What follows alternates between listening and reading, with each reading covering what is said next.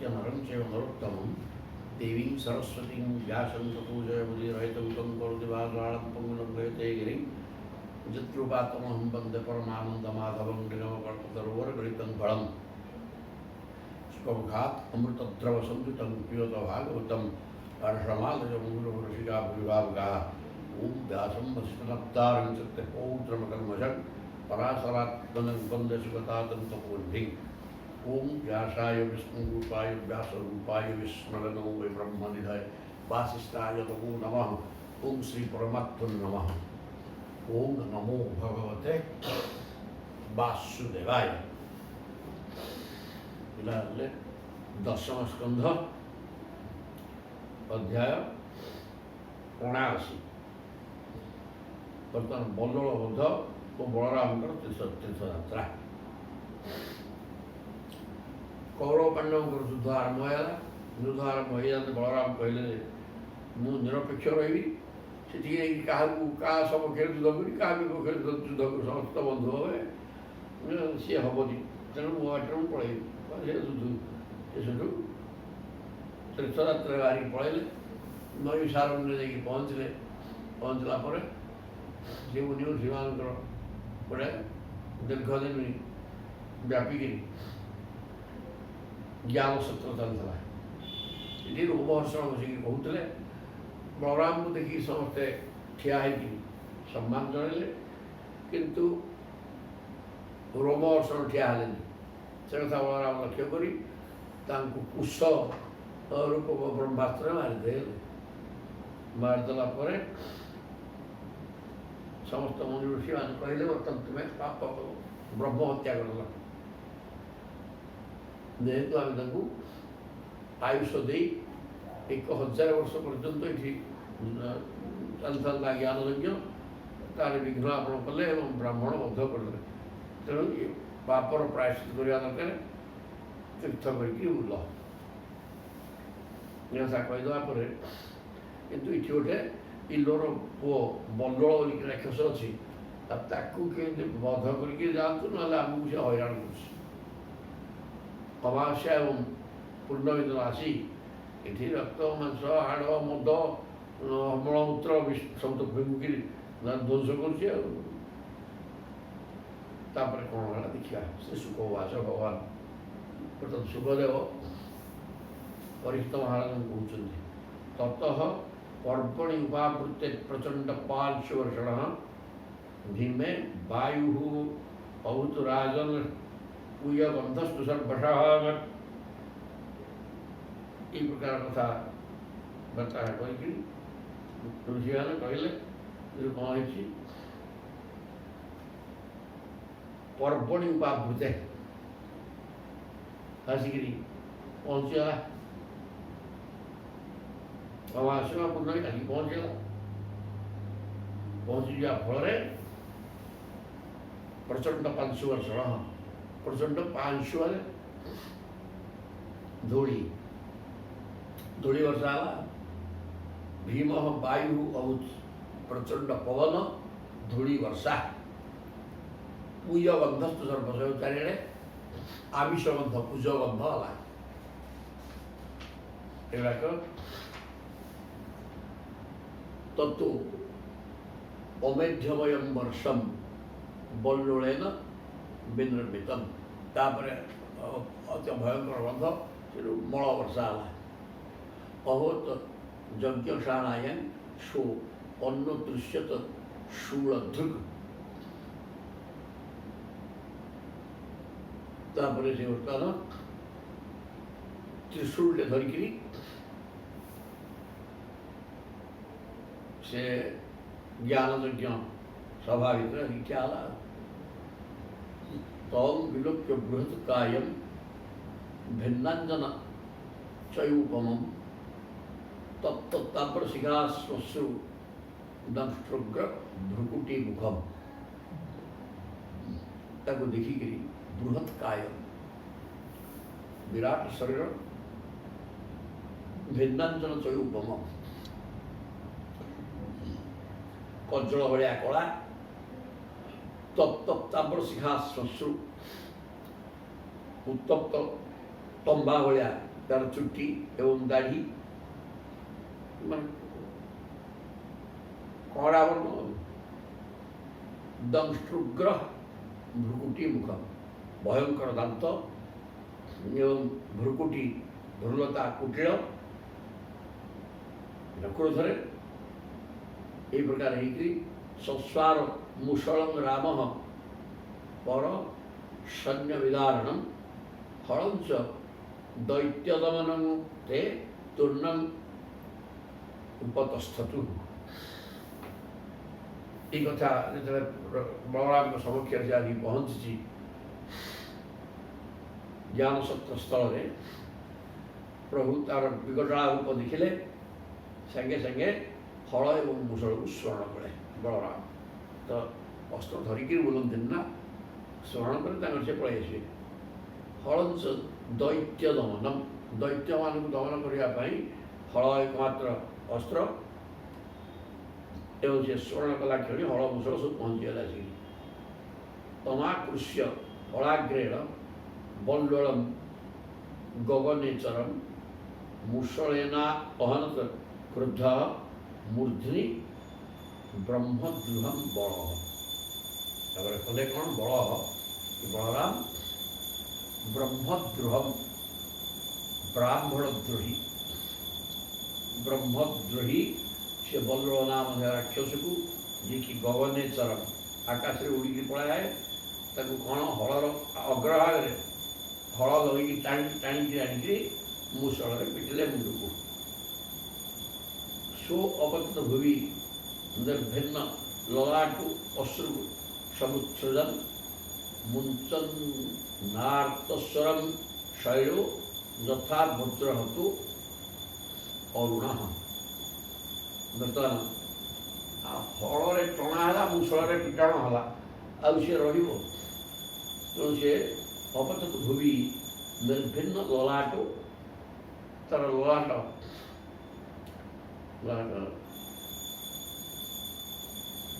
ଜଗଦ୍ଧାତା ନିଜ ଭାଲପଟ୍ଟ ଲିଖିତମ୍, ଲଲାଟଟା ସମ୍ମୁଖ ଭାଗ ମୁଖର, ସେଠି ପାହାର ବାଜିଛି, ରକ୍ତ ବହିଲା, ରକ୍ତ ଫାଟିକିରି ମୁଣ୍ଡ ରକ୍ତ ବାହାରିଲା, ଏବଂ ମୁଞ୍ଚନ ଆର୍ତ୍ତସ୍ୱରମ୍ ତଳେ ପଡ଼ିଗଲା, ଆର୍ତ୍ତ ଚିତ୍କାର କରି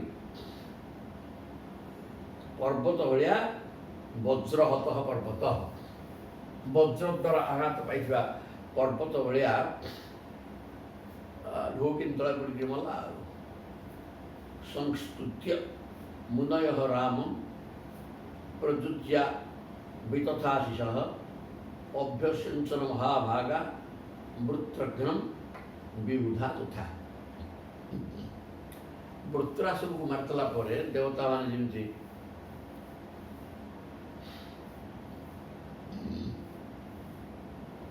ଇନ୍ଦ୍ରଙ୍କୁ ସ୍ତୁତି କଲେ,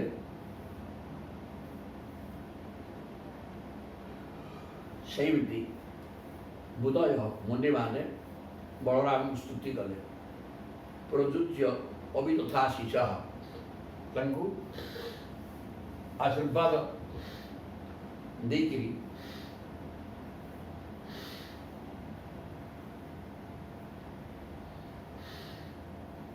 ମୁନୟ ମହାଭାଗା ଅଭ୍ୟସିଞ୍ଚନ୍, ତାଙ୍କୁ ଅଭିଷେକ କଲେ। ବୈଜୟନ୍ତୀ ଦଦୁର୍ମାଳାଂ ଶ୍ରୀଧାମାଂ ମ୍ଳାନ ପଙ୍କଜାଂ ରାମାୟ ବାସସୀ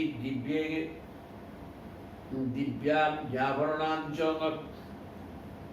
ଅଭିଷେକ କଲେ ହେଲେ ସ୍ନାନ କରେଇଲେ ଭଲ କରି, ଏବଂ ସ୍ନାନ କରେଇକିରି ଉତ୍ତମ ବସ୍ତ୍ର, ଦିବ୍ୟ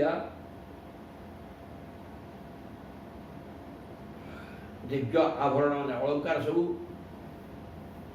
ଗୋଟେ ଅମ୍ଳାନ ବୈଜୟନ୍ତୀ ମାଳା ଦେଲେ। ଅମ୍ଳାନାଂ ଶ୍ରୀଧାମା ମ୍ଳାନ ପଙ୍କଜାଂ, ଲକ୍ଷ୍ମୀଙ୍କର ବାସସ୍ଥାନ, ବାସଭୂତ ପଦ୍ମଟା ଲକ୍ଷ୍ମୀଙ୍କର ବାସସ୍ଥାନ, ରହିବା ଜାଗା। ସିଏ ଗୋଟେ ସୁନ୍ଦର ପଦ୍ମମାଳା, ଯୋଉଟା ମ୍ଳାନ ହେବନି, ଆଉ ବୈଜୟନ୍ତୀ ମାଳା ପଦ୍ମମାଳା ତାଙ୍କୁ ଲଗେଇଲେ। ସୁନ୍ଦର ବସ୍ତ୍ର ତାଙ୍କର ନୀଳ ବସ୍ତ୍ର, ନୀଳ ବସ୍ତ୍ର ମଧ୍ୟ ପ୍ରଦାନ କଲେ, କରିକି ତାଙ୍କର ଅଭିଷେକ କରାଇଲେ, ଅନେକ ଆଭରଣ ଅଳଙ୍କାର ପତ୍ର ବି ଦେଲେ। ଅଥ ତୈଃ ଅଭ୍ୟନୁଜ୍ଞାତଃ କୌଶିକୀଂ ଏତ୍ୟ ବ୍ରାହ୍ମଣୈଃ ସ୍ନାତ୍ୱା ସରୋବରମଗାତ୍ ଯତଃ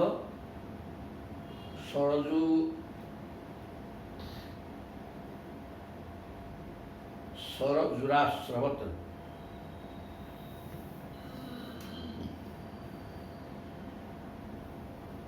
ଅଥ ତୈଃ ଅଭ୍ୟନୁଜ୍ଞାତଃ, ପ୍ରଭୁଙ୍କୁ ସେମାନେ ସତ୍କାର କଲେ, ସମ୍ମାନ ଦେଲେ, ବସ୍ତ୍ର ଅଳଙ୍କାର ମାଳ ବୈଜୟନ୍ତୀ ମାଳ ପଦ୍ମମାଳ ସବୁ ଲଗେଇଦେଲେ, ତାପରେ ପୂଜାପୂଜି କଲେ। ସରିଲା ପରେ ବଳରାମ ବାହାରିଲେ ପଳେଇବେ ବୋଲି। ତୈଃ ଅଭ୍ୟନୁଜ୍ଞାତଃ, ସେଇ ମୁନି ଋଷିମାନଙ୍କର ଆଦେଶ ନେଇ କୌଶିକୀଂ ଏତ୍ୟ ବ୍ରାହ୍ମଣୈଃ, ତାଙ୍କ ସହିତ କିଛି ବ୍ରାହ୍ମଣ ଆସିଥିଲେ, ତେଣୁ ସେ ବ୍ରାହ୍ମଣମାନଙ୍କ ସହିତ କୌଶିକୀ ମାନେ, କୌଶିକ ମାନେ ବିଶ୍ୱାମିତ୍ର, ତେଣୁ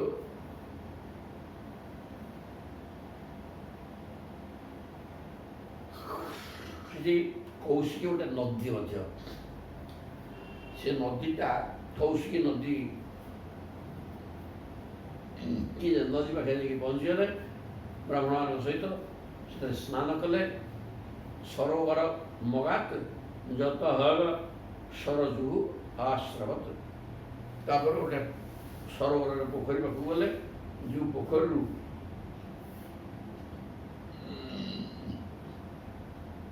ସରଜୁ ନଦୀ ବାହାରିଛି। ଅନୁଶ୍ରୁତେନ ସରଜୁ ପ୍ରୟାଗଂ ଉପଗମ୍ୟସଃ, ସେ ସରଜୁ ନଦୀର ତଟେ ତଟେ ଚାଲିକି ଯାଇକିରି ପ୍ରୟାଗରେ ପହଞ୍ଚିଲେ। ସ୍ନାତ୍ୱା ସନ୍ତର୍ପ୍ୟ ଦେବାଦିନ୍ ଜଗାମ ପୁଲହାଶ୍ରମମ୍।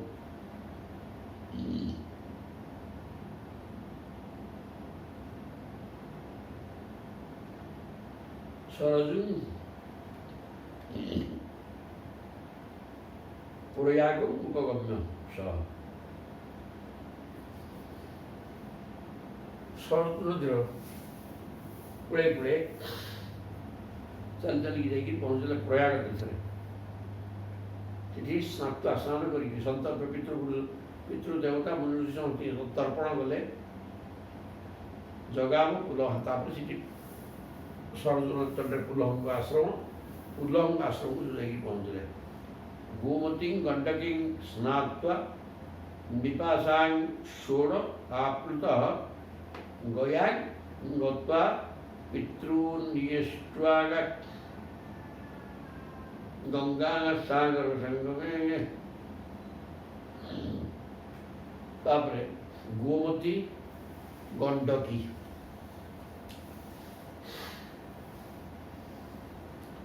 ଗଣ୍ଡକୀ ନଦୀର ଶିଳା ହେଲେ ଶାଳଗ୍ରାମ, ଗୋମତୀ ଗଲେ, ଗଣ୍ଡକୀ ଗଲେ, ସେ ଯାଇକି ସ୍ନାନ କଲେ। ବିପାଶା, ତାପରେ ବିପାଶା, ଶୋଣ, ସବୁ ନଦୀ ସବୁ ପାଇ ନଦୀ ପାଖକୁ ଯାଆନ୍ତି ଆଉ ସେଠି ମଧ୍ୟ ସ୍ନାନ କରି ପବିତ୍ର ଜଳରେ ସ୍ନାନ କରିକି ପବିତ୍ର, ନିଜେ ପବିତ୍ର ହେବା ବି ପବିତ୍ର ଜଳ ସେ ସ୍ନାନ କରନ୍ତି। ତାପରେ ଗୟା ଗଲେ, ସେଠି ମଧ୍ୟ ସ୍ନାନ କରି ପିତୃନିଷ୍ଠା, ଗୟାରେ ପିତୃଙ୍କୁ ପିଣ୍ଡ ଦେଲେ ମୁକ୍ତି ହେଇଯିବେ।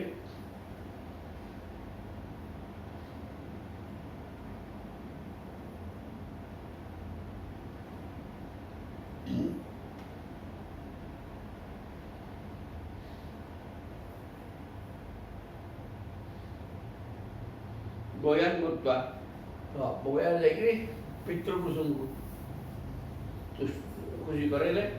ସେଠୁ ଗଙ୍ଗା ସାଗର ସଙ୍ଗମେ, ତାପରେ ଯାଇକିରି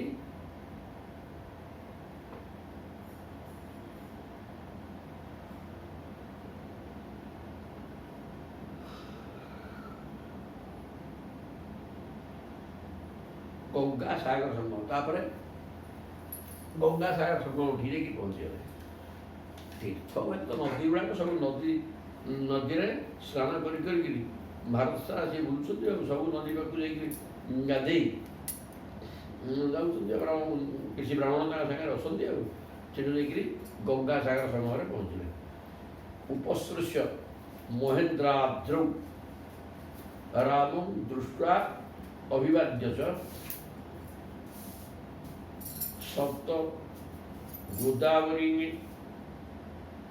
बेणां बेणी पंपां भीमरथां ततः सबु नदी ना इधर भारतवर्ष जिते नदी सबू बलराम तीर्थ करने संगे संगे सबू नदीर ना सुंदर भाव लिखाई जेतुटा नदी अच्छा समस्त ही तीर्थ तेणु सबू नदी स्नान कर प्रभु से गया जा संकल्प सहित गंगासागर समय पहुँचल तापर उपसृश्य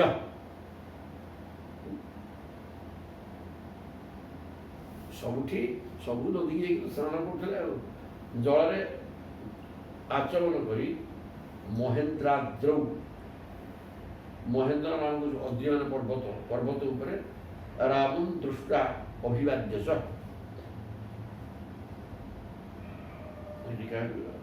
भीमं रामं दृष्टा ये भी राम ना हाँ से आउ जन राम को देखिए ना ये बलराम सी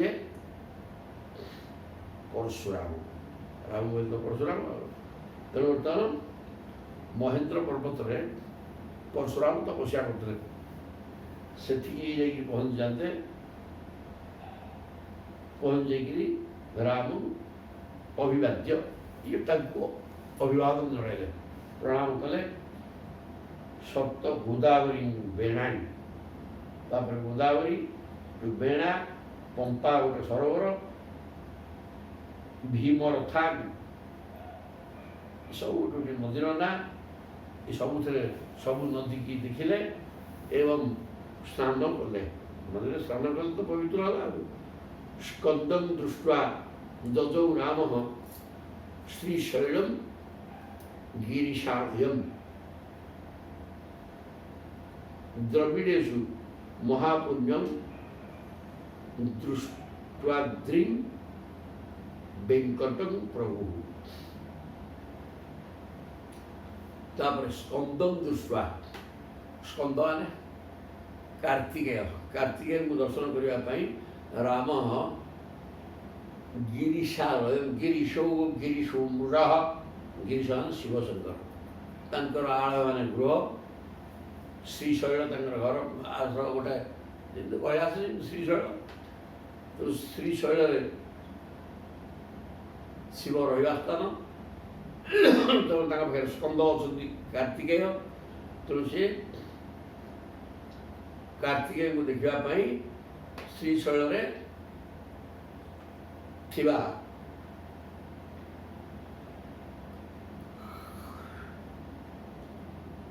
शिव मंदिर को जो गले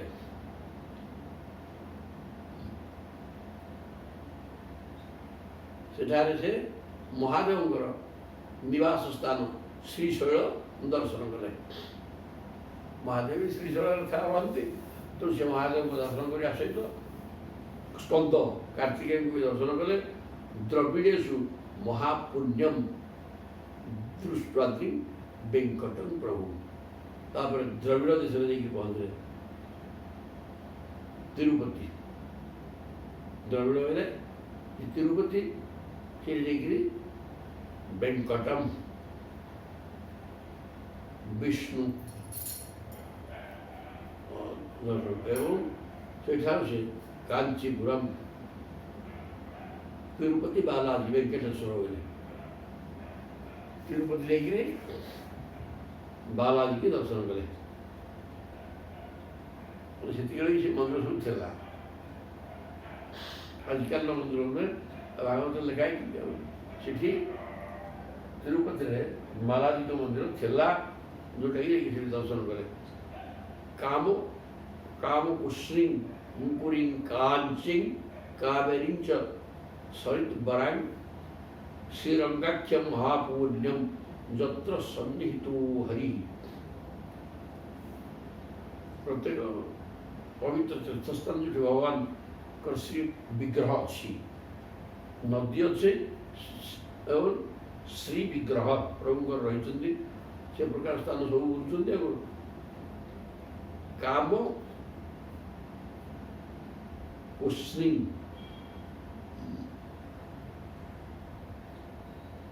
से कांचीपुर गले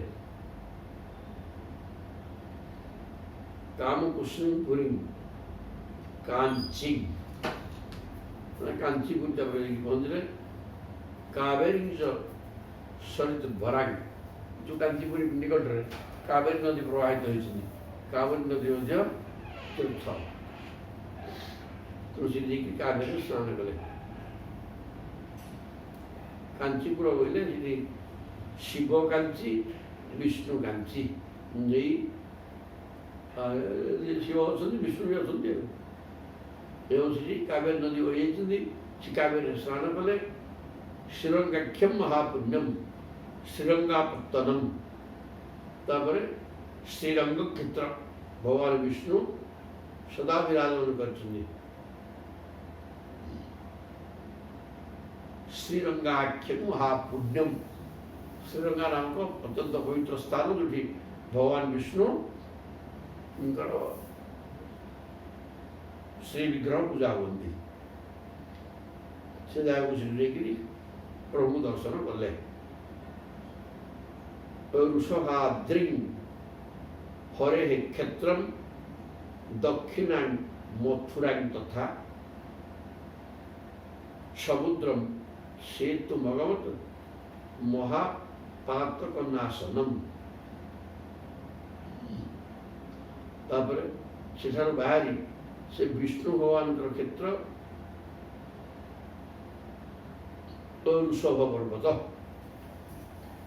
श्री भगवान विष्णु अच्छा हरे क्षेत्र प्रभु पूजा कर से प्रकार ऋषभ गोटे पर्वत जो श्रीहरि पूजा करते सीधे पहुँचले दक्षिणा मथुरा तथा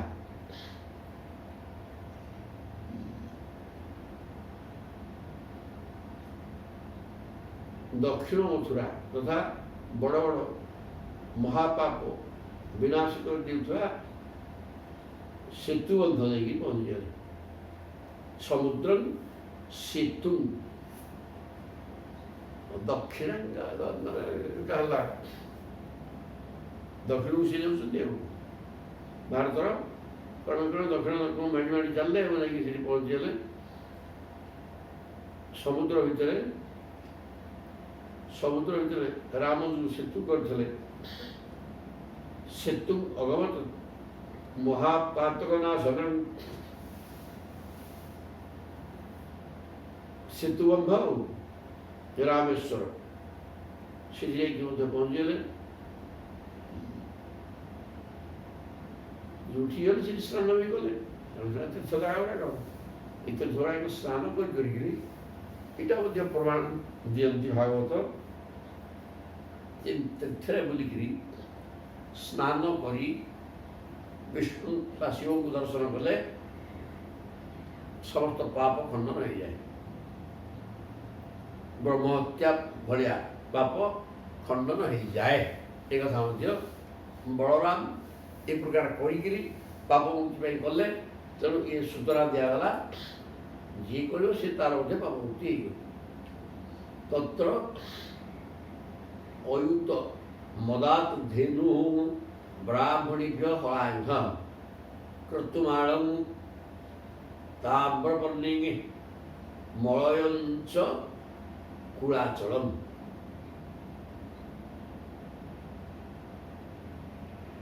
तत्र वैतमला धेनु से जो सेतुबंध नहीं पहुँचले से बर्तमान एक अयुत धेनुदान कले क्या ना ब्राह्मणी हलायुध हल आयुध जार ये प्रकार बलराम जी सेतुबंध निकट में पहुँची ब्राह्मण आह्वान करी ଏକ ଅୟୁତ ଧେନୁ ଦାନ କଲେ। ତାପରେ କ୍ରତୁମାଳଂ ତାମ୍ରପର୍ଣ୍ଣି, କେତୁମାଳ ଆଉ କୃତମାଳ ଏବଂ ତାମ୍ରପର୍ଣ୍ଣି ନଦୀମାନଙ୍କରେ ସ୍ନାନ କଲେ। ମଳୟଞ୍ଚ କୁଳାଚଳମ୍,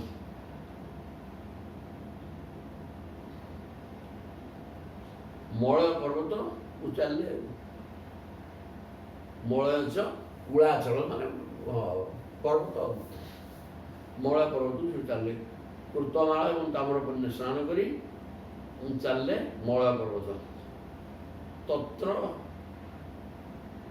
ଆଗସ୍ତ୍ୟଂ ସମାସୀନଂ ନମସ୍କୃତ୍ୟାଭିବାଦ୍ୟ च योजितं तेन चाषीर्भिः अनुज्ञातो गतोर्नवं दक्षिणं तत्र कन्याख्यां धूवर्गां देवीं ददर्शसाः। तत्र आगस्त्य समासीनम, ये जो मौला पर्वत जाकर पहुँचले, से मौला पर्वत मुनि अगस्त तपस्या करते से नमस्कृत्य अभिवाद्य नमस्कार कले।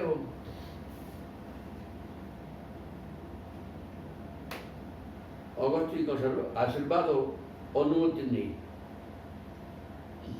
नमस्कार कला आशीर्वाद से देले अनुमति क्रमे योजित तेन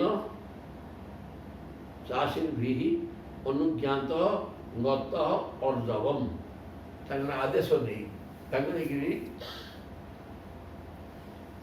प्रणाम कले, से आशीर्वाद देले। आदेश किए अगस्त्य मलयाचल अवस्थित तपस्या करते से स्थान प्रभु पहुँचे बलराम जी एवं नमस्कार कले। सी आशीर्वाद प्रदान पूर्वक आशीर्वाद देदेले एवं आदेश नहीं अर्णव गतः समुद्र भितर गले। दक्षिणम तत्र कन्याख्यं दुर्गां देवीं ददर्शः।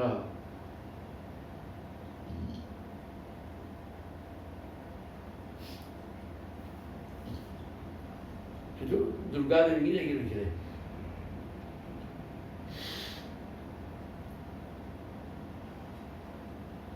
दुर्गा देवी की कन्याकुमारी रूप दर्शन करे। और तो कन्याकुमारी दुर्गा देवी की देखिए, दुर्गा ही कन्या जो कुमारी कन्या, तो कन्याकुमारी तो ये स्नात्वा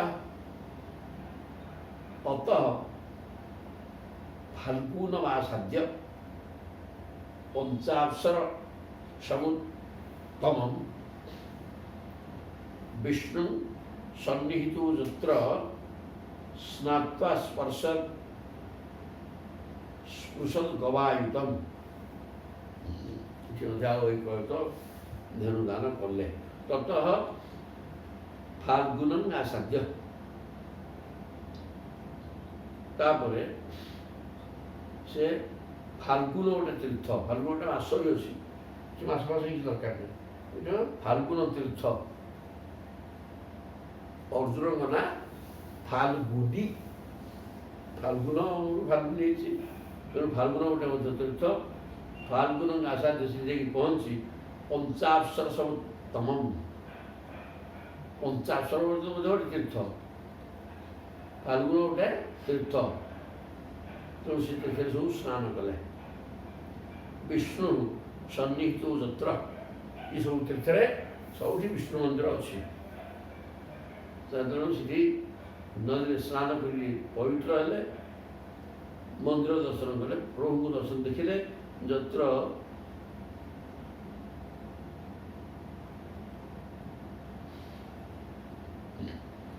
यत्र स्नात्वा स्पृशत, और गाधेगिरी पंचाक्षर तीर्थ एवं फाल्गुन इदिका तीर्थ, तो से तीर्थ मान गाधेले एवं एक अयुत गाय दान कले। तत्तो अभिव्रज्य भगवान केरलांस्तु त्रिगर्तकान् गोकर्णाख्यं शिवक्षेत्रं सान्निध्यं यत्र धूर्जटे तापर गोकर्ण शिवकर्णेश्वर मंदिर को गले जोठी से प्रभु ना गोकर्णेश्वर यत्र धूर्जटे किसी है धूर्जटे है धूर्जटे जलोहिता शिव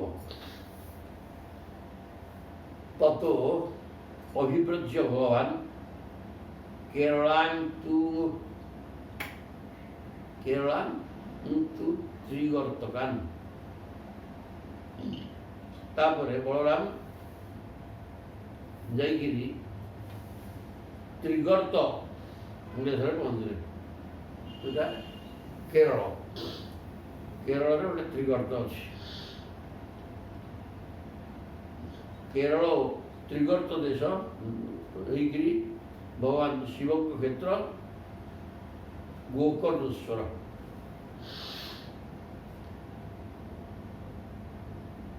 नामधेय शिवंकर क्षेत्र सान्निध्यम यत्र दुर्जटे जो जोठी निश्चित भाव शिव अच्छा गोकर्णेश्वर बोले शिव को ना से शिव थी क्षेत्र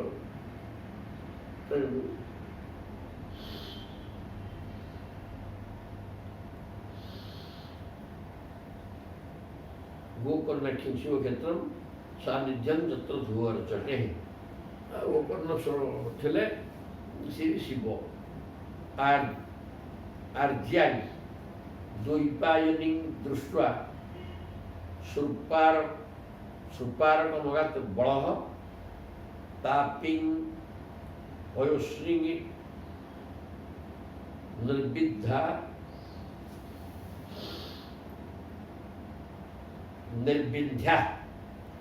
निर्विंध्या मुखस्पृश्याथ दंडकम तापर कौन कले द्वैपायनी दृष्ट्वा सुअर्पारक मगात बल द्वैपायन कौन कृष्ण द्वैपायन व्यास वेदांत व्यास से जलधर मध्य दीपर निवास कर आर्या देवी को दर्शन करने गले द्वैपायन नहीं व्यास ना व्यास आसवे द्वैपायन मैंने दीपर बास कर दीप भर बास कर माँ दुर्गा को देखिले दृष्टा स्वर्पारकम अगात बल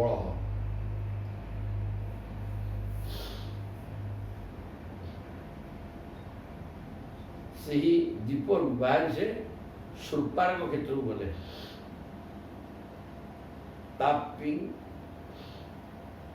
वयोश्री ताप्ती ताप्ती ताप्ती गोटे नदी ना तापरे ताप्ती लिखाई और ताप्ती नदी की गले वयोश्री भी गोटे नदी निर्विंध्या नदी रूपस्पृश्याथ दंडकम ये सब नदी स्नान करी दंडकार पहुंचले प्रविश्य अरे बाग अनवत जत्र माहिष्वती पुरी तापरे रेबाग पाखे पहुंचले जो नदी तटरे माहिष्वती पुरी तो कौन कार्तवीर्य माहेश्वरी पुरी रही सेठारे मनुतीर्थ स्नान करी से प्रभास क्षेत्र में चली गए माहेश्वरी पुरी मनुतीर्थ को बस माहेश्वरी पुरी लेकिन पहुंचे राजधानी राजधानी निकट रही मनुतीर्थ से स्नान करी प्रभासम पुनरागमन पुण्य जो प्रभास बाहर की जाते आज प्रवास तीर्थ पुणे पहुंचले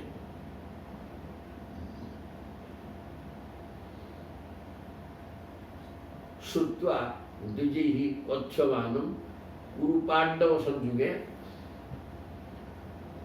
सर्व राजन्य निधनम भारम मेने हृतम ध्रुव से जगह आसिक पहुँच जाते कौटी प्रभास क्षेत्र से तो भारत सरकू सब स्थान भक्तवान नहीं स्नान करते अस्थि विसर्जन करेंगे तेणुक से श्रुवा द्विजी कथ्यमान ब्राह्मण मान द्वारा वहाँ होते कुरुपांडव मध्य युद्ध होगी सर्वराजन्य निधनम 11 এবং 18 অক্ষৌহিণী সৈন্য 29 অক্ষৌহিণী সৈন্য মধ্যে ତା ଭିତରେ ସବୁ ରଜା ଯାଇଛନ୍ତି ସବୁ ଯାଇଛନ୍ତି ସର୍ବ ରାଜନ୍ୟ ନିଧନମ୍ ସବୁ ରଜା ମରିଗଲେ ଭାରମ ବେନେ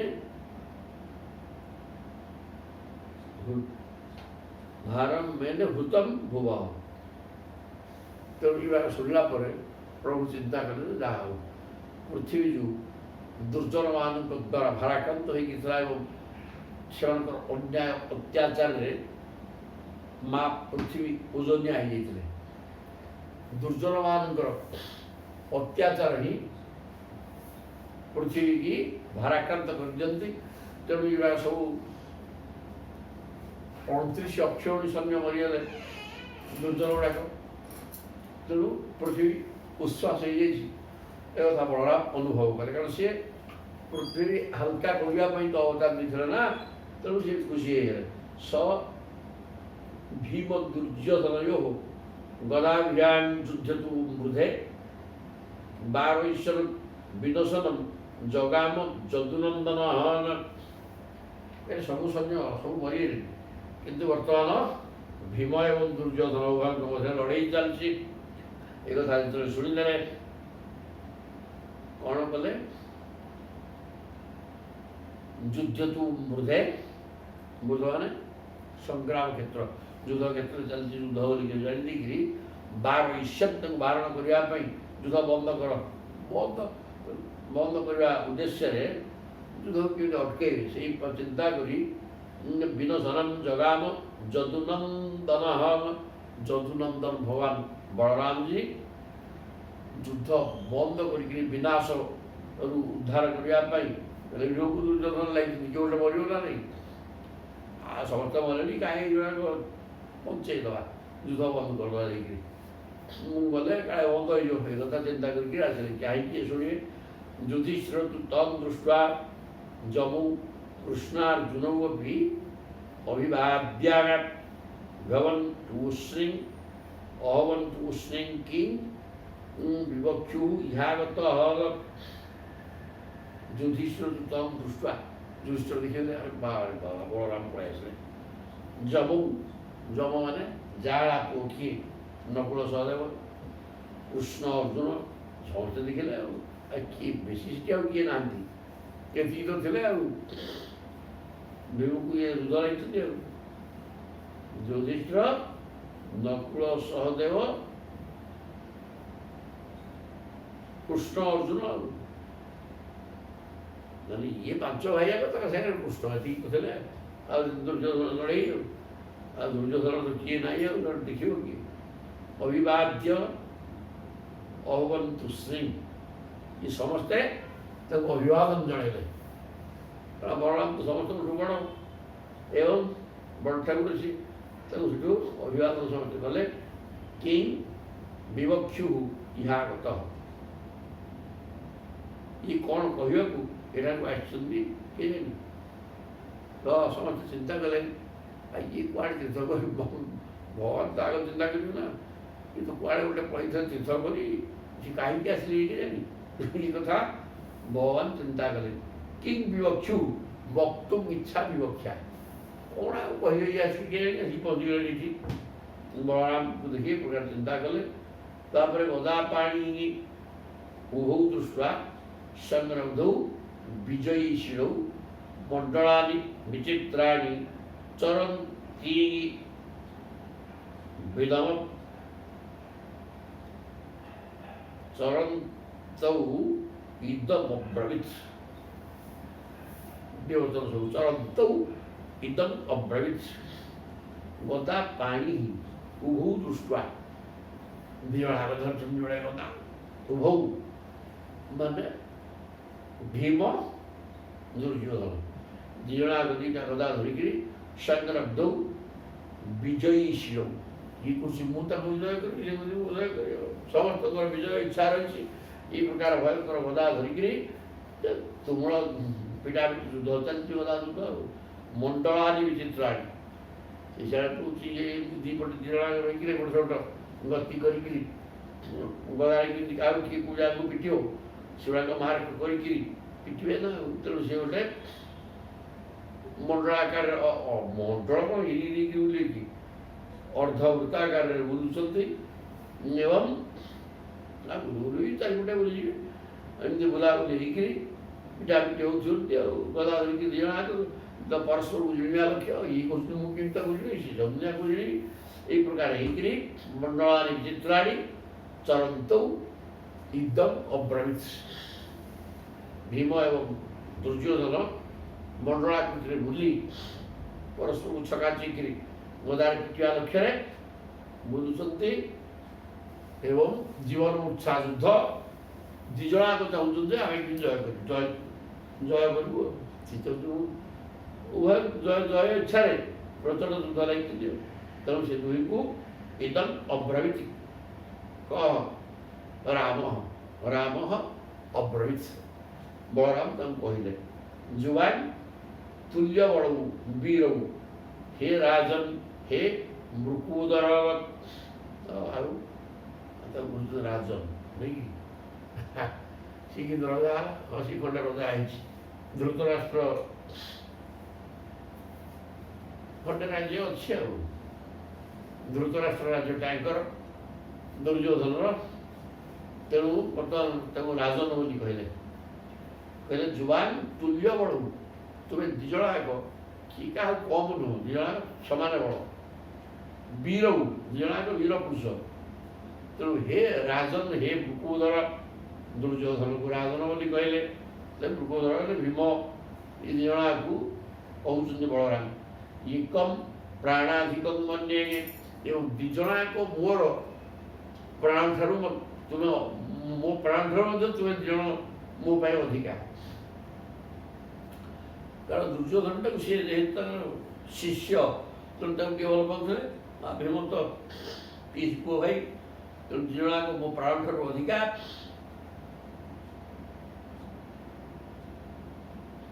प्राणाधिकम मन्ये उत्तैकम शिक्षयाधिकम उत एकम शिक्षयाधिकम दुर्योधन गदा युद्ध विषय अधिक शिक्षा लाभ कर दिजणाक मो प्राण प्रिय अधिकाटा रही दुर्योधन पाखे कौन ना सी मोटू गदा युद्ध शिखी भीम मोटू शिखिना दुर्योधन आउ टे अधिका दिजणाक मोर प्राण प्रिय यारे दुर्योधन मोठू गदा युद्ध शिखी ए प्रकार देखिए कहले तस्मात् एकतरस्येह जोय समवीर्यो न लक्ष्यते जये अन्यः बा विरम तो फलु अरुण तो फलु हरण तस्मात् एकतरस्य इह जुवयो एकतरस्य तुम दुईक भितर कहीं जड़े एकतरस्य समवीर्यो जुवयो तुल्य पराक्रम तुम दुईक भितर जड़े किए जिणीव या तो न लक्ष्यते जयु अन्य बा विरमत फलो हरण मुझे देखा चाहूनी तुम्हें युद्ध तेणु कर ना तुम भर किए जड़े जिणव यहाँ भी मुझे देखिपारे दिजणा तो किए जिणव दिजणा तो सामान बड़ किए क्या छाड़ार नहीं लगे भयंकर युद्ध मु चिंता कर ତୁମ ଭିତରୁ କିଏ ଜଣେ ଜିଣିବ ଆଉ ଜଣେ ହାରିବ ଏ କଥା କାହିଁ ମୁଁ ଚିନ୍ତା କରିପାରୁନି। ତାମାନେ ଦୁଇ ଜଣଙ୍କ ଯେହେତୁ ତୁଲ୍ୟ ବଳ ଏବଂ ଗଦା ଯୁଦ୍ଧରେ ଦକ୍ଷ, ସେ କିଏ କାହାକୁ ଜିଣିପାରିବ ଏ କଥା କାହିଁ ମୁଁ ଜାଣିପାରୁନି। ସୁନ୍ଦର କଥା କହିଲି। ନ ଲକ୍ଷ୍ୟତେ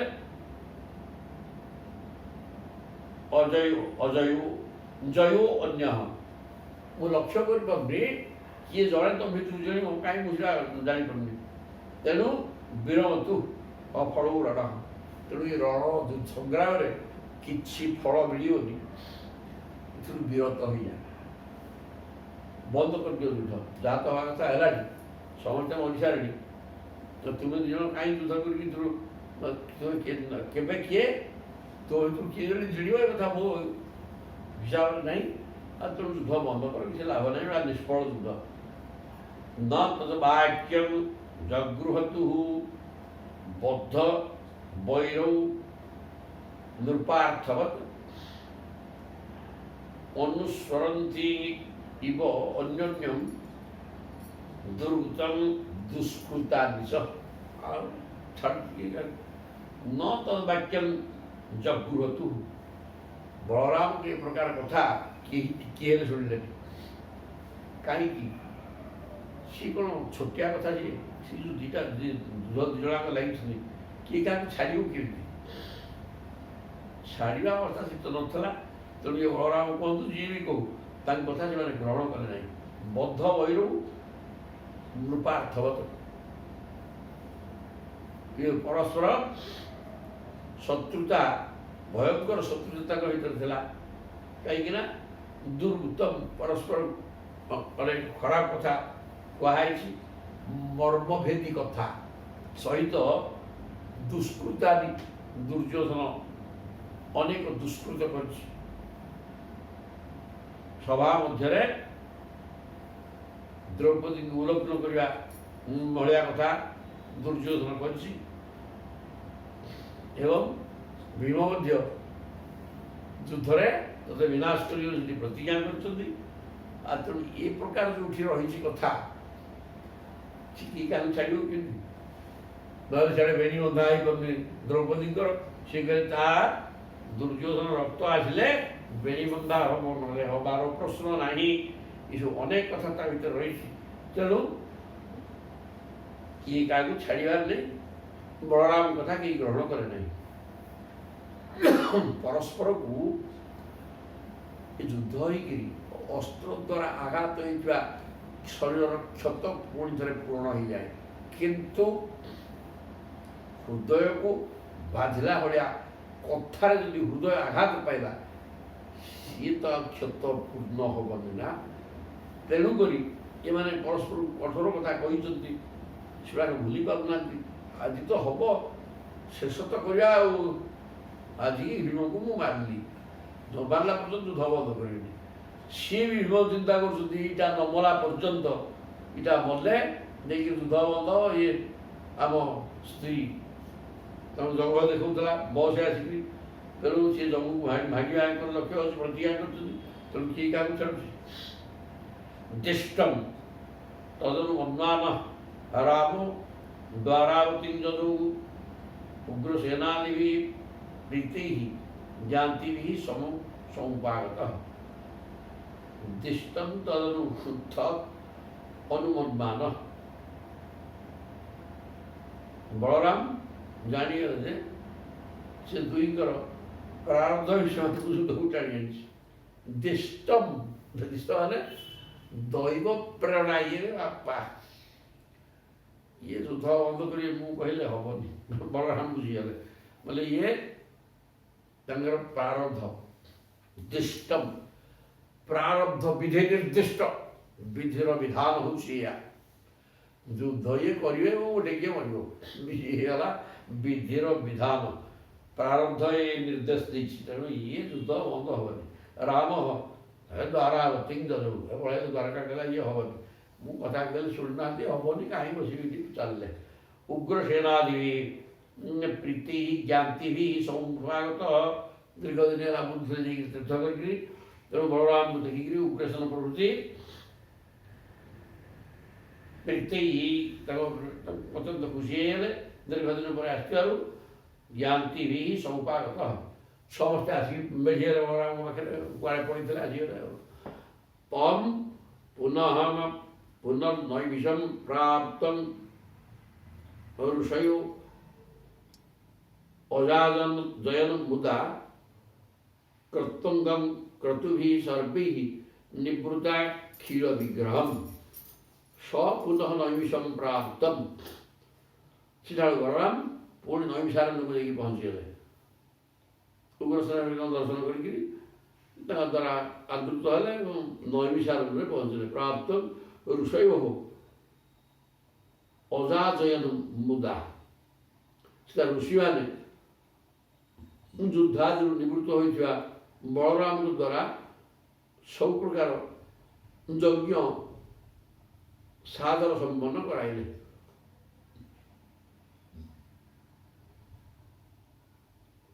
ବଳରାମ କ'ଣ ଯୁଦ୍ଧ କରୁଥିଲେ କି? ଯୁଦ୍ଧରୁ ନିବୃତ୍ତ ସିଏ ଯୁଦ୍ଧରୁ ନିବୃତ୍ତ ହେବା ପାଇଁ ତ ସିଏ ପଳାଇଥିଲେ ତୀର୍ଥ କରିବାକୁ। ତେଣୁ ଯୁଦ୍ଧରୁ ନିବୃତ୍ତ ହୋଇ ବଳରାମଙ୍କ ଦ୍ୱାରା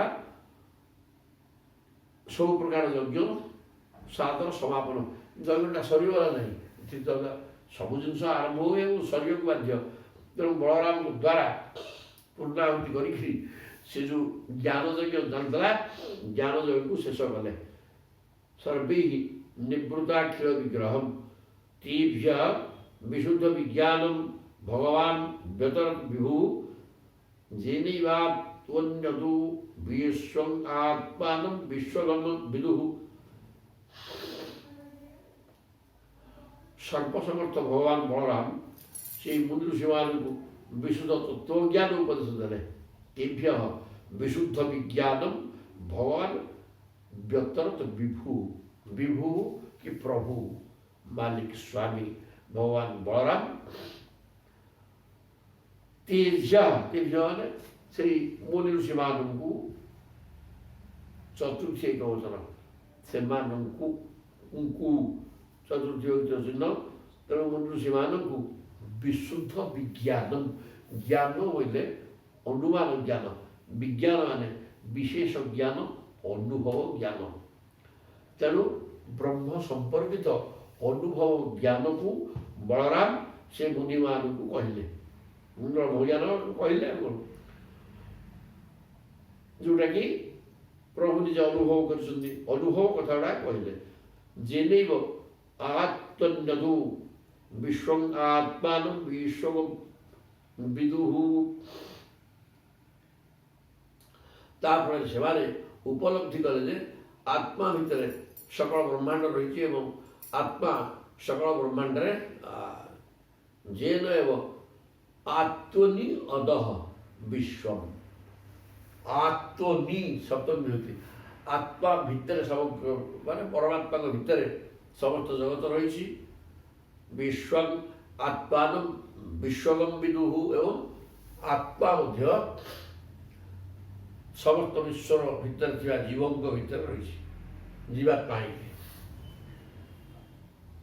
परमात्मा भितर जगत रही एवं जगत भितर जीवात्मा स्वरूप प्रभु रही। एक कथा को सी अनुभव करदे ज्ञान बल माने विज्ञान ये जो कहले बलराम मनुष्य सब अनुभव कले कथा को।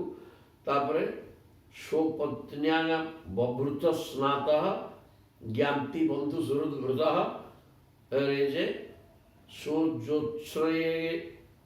ज्योत्स्ना इबेन्दु सुबास सुस्वलंकृत।